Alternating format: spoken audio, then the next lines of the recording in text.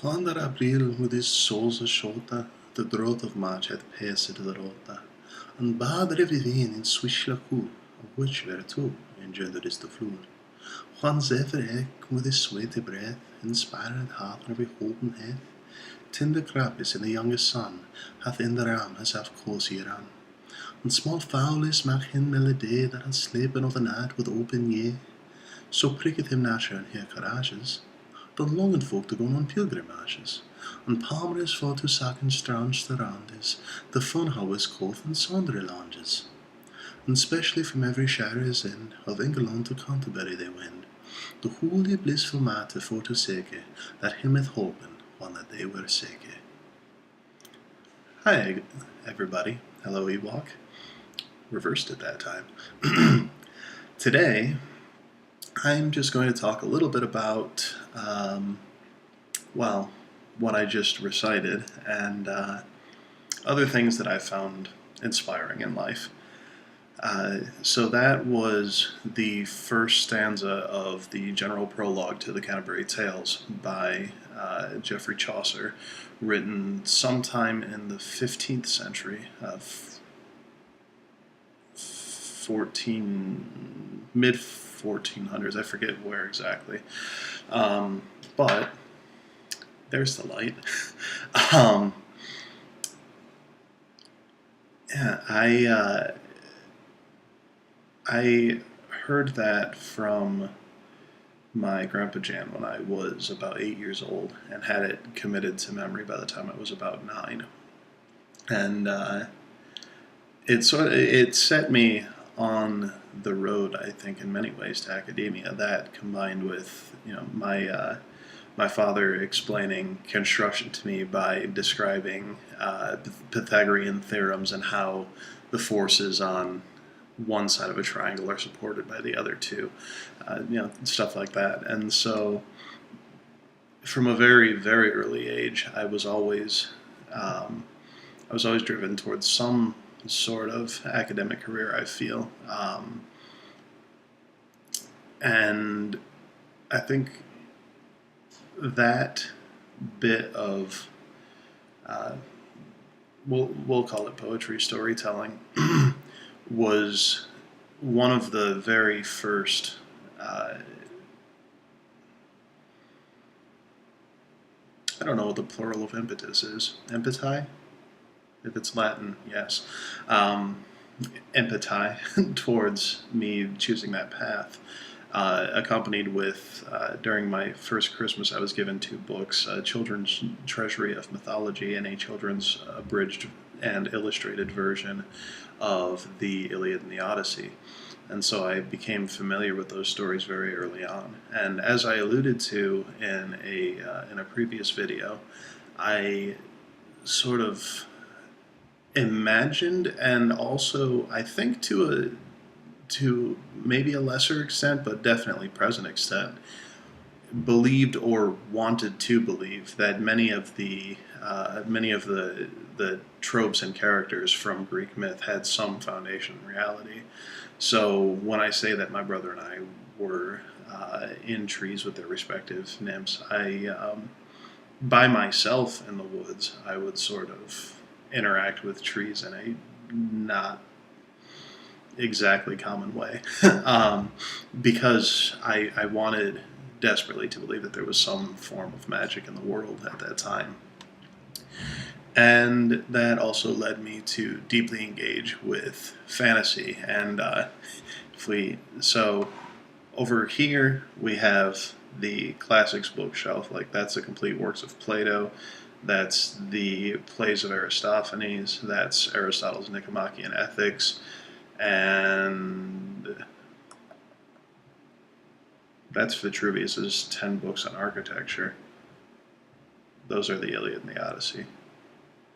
And one other one. Hold on a second. Oh, the Histories of Herodotus.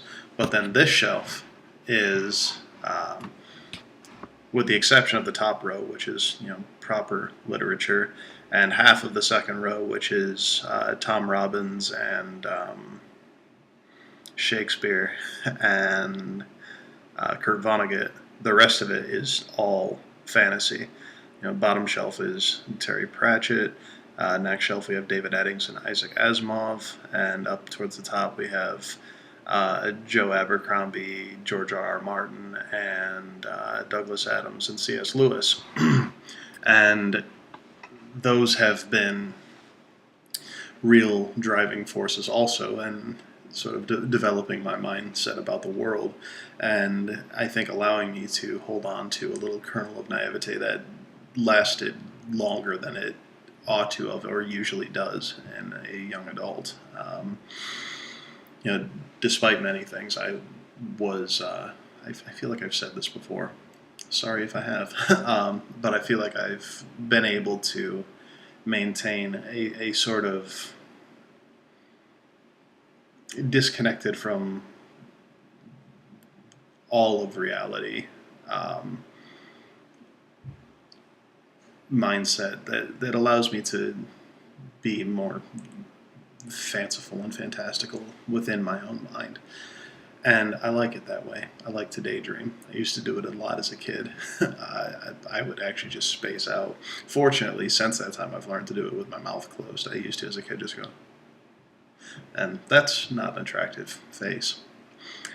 Anyway, it all, though, does tie back to that moment. And this gets to sort of the meat and not me portion of what I wanted to talk about, which is the importance of literature, of reading, and of children in particular being exposed to literature, to important literature, even if it's in an abridged form. Like the Iliad and the Odyssey, I could not have in any way engaged with at that age, but when it was put into a children's edition with really beautiful pieces of artwork in it, that was something I was able to latch onto.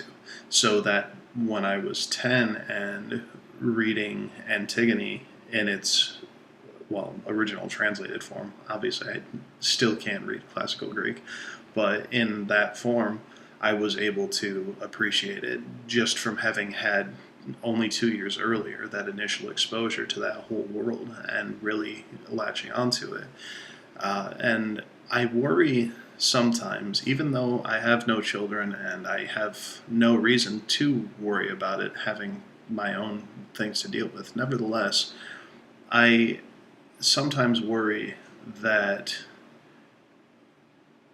with so much of like pre-teenagers having cell phones and iPads and all of this, that exposure to books is becoming a bit of a thing of the past. And I mean, granted, I have perhaps an overly strong fondness for the written word, but I think that it's still an important factor in not just in an education, but in forming sort of the core values and core understandings of who we are in the world.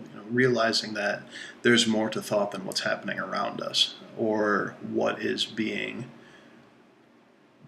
produced by people who are interested in making money to throw at us. These works were part of culture and part of forming an identity. And granted, ancient Greek culture is in many ways incredibly divorced from our culture. We do sort of pay homage to it in a bit of our architecture and a bit of our what we call democracy. But other than that, we're quite separate from it. Nevertheless, those stories still form part of our identity. And if they fall by the wayside, I think there's going to be a disconnect between the sort of cultural moray and the reasoning behind it. And knowing that you are something is difficult when you don't know why.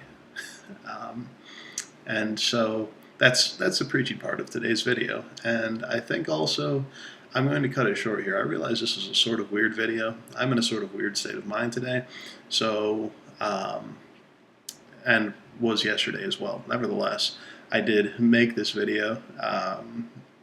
I should make a little housekeeping note, which is when I say I'm going to put up videos on Tuesday and Thursday, what I mean is I'm going to put them up on Tuesday-ish and Thursday-ish.